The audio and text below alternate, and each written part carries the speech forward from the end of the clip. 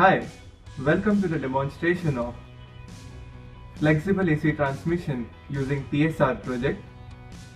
Now in this project, we have this bulb demonstrating as a load. Then we have this capacitor demonstrating as a capacitive transmission line in which the capacitor effect is more, and this inductor will be used as a reactor. And this inductor will be controlled by the two back-to-back SCRs that we have over here.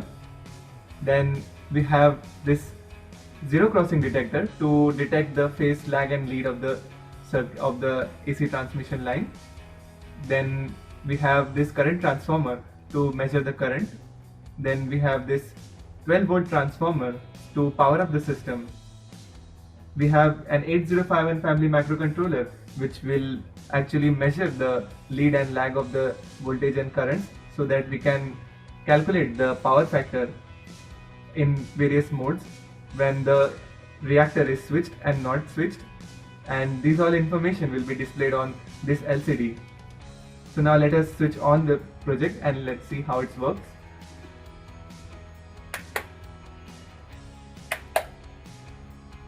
So we can see that in normal mode it's showing a power factor of around 0.65.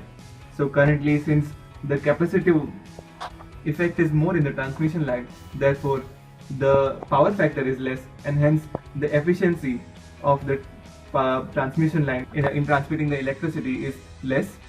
So now let us put it in the other mode, which is the compensation mode, in which the reactor will be switched, and we can see that the power factor has improved quite a lot.